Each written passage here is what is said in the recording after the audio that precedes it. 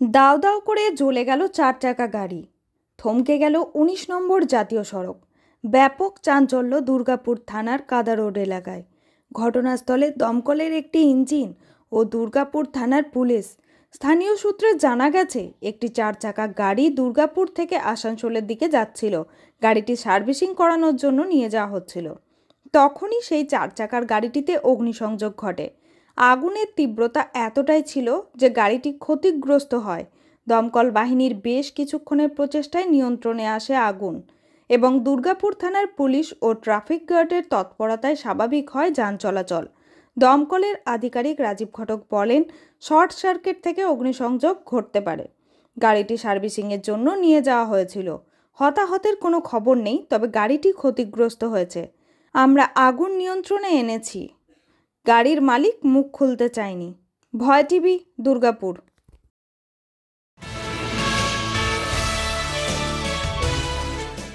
Police দিবসে নাগেরবাজার থানার উদ্যোগে স্বেচ্ছায় রক্তদান শিবির আয়োজন। জীবন আমাদের রক্তে গড়া প্রাণ, রক্ত দিয়ে বাঁচাবো মোরা শত শত প্রাণ।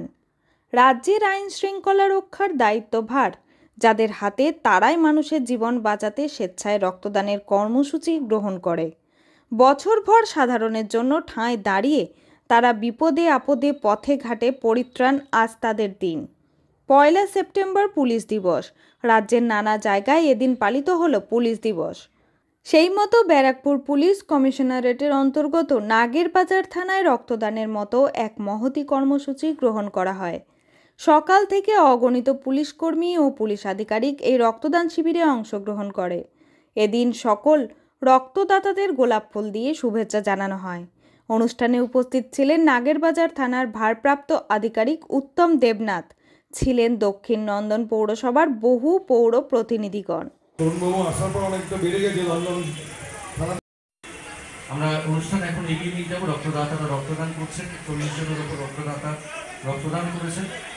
নাগেরবাজার থানার আধিকারিক শ্রী তরুণ দেবনাথ একটি গাছ দিয়ে তাকে সম্মানিত করছেন। আজকের পুলিশ দিবসে আমাদের মধ্যে উপস্থিত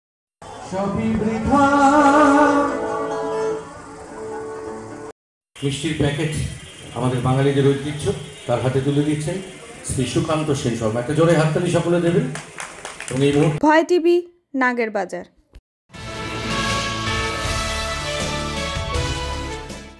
গ্রাফিক্স ইন ডাক্তারি না পড়েই 10 বছর বয়স থেকে বুকের পাটা ফুলিয়ে ডাক্তারি করছেন সুরেশ সামন্ত।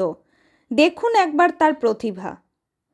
কোলাঘাটের রেলের গার্ড ব্রিজের পাশে সুরেশ সামন্তের বাড়িতেই রমরমিয়ে চলছে ক্লিনিক।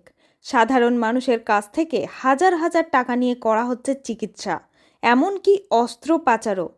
বিস্ফোরক অভিযোগের সরব সমাজসেবী ও কংগ্রেস নেতা শেখ শামীর হোসেন। শুধু বাবা সুরেশ সামন্ত নয়, এখন সঙ্গে জুটে গেছেন ছেলে কৌশিকও। কিভাবে মানুষের জীবন নিয়ে চলছে ছিনিমিনি খেলা, ধরা পড়ল আমাদের ক্যামেরায়। সুরেশ সামন্ত একা নয়, পূর্ব মেদিনীপুর জেলার বিভিন্ন প্রান্তে বহু অবৈধ চিকিৎসক চিকিৎসা করে সাধারণ মানুষের ঠকিয়ে অর্থ উপার্জন করছেন। তাদের বিরুদ্ধেও ব্যবস্থা নেওয়া হবে বলে আশ্বস্ত করেন সিএমওইচ। একই সঙ্গে সিএমওইচ বিভাসবাবু সাধারণ মানুষকেও সজাগ ও সতর্ক থাকার পরামর্শ দিয়েছেন। অন্যদিকে সমাজসেবী এবং কংগ্রেস নেতা শেখ শামীর হোসেন হুঁশিয়ারি দিয়ে সাফ জানিয়ে দিয়েছেন, দ্রুত ব্যবস্থা না নেওয়া হলে খুব শীঘ্রই সুরেশ সামন্তের মতো ভুয়ো চিকিৎসকের বিরুদ্ধে বৃহত্তর আন্দোলনের পথে পা বাড়াবেন তারা।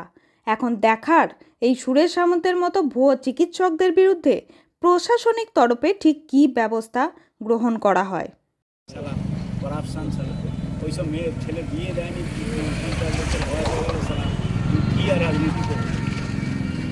ইয়ে আছে, এইসব মোদি দেশে দিদি দেশে খেয়ে নিয়েছিল, বিদেশের লোকেরা খেয়ে নিয়েছিল। নাহলে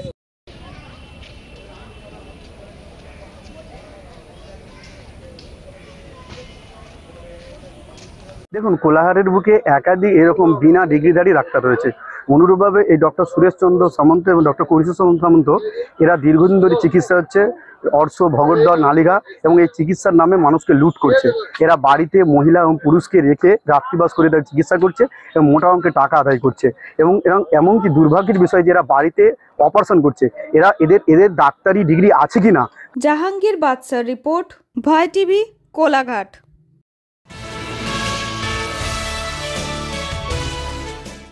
আমাদের পাড়া আমাদের সমাধান কর্মসূচি কিন্নাহারে। আজকে নানুর বিধানসভার অন্তর্গত কিন্নাহার 2 নম্বর গ্রাম পঞ্চায়েতের 3টি বুথ নিয়ে আমাদের পাড়া আমাদের সমাধান কর্মসূচি। এই কর্মসূচিতে হাজির বীরভূম জেলা সভাধিপতি কাজল শেখ সহ নানুর ব্লকের আধিকারিকবৃন্দ, এছাড়াও স্থানীয় তৃণমূল কংগ্রেসের নেতৃত্ব ও গ্রামের সাধারণ মানুষেরা।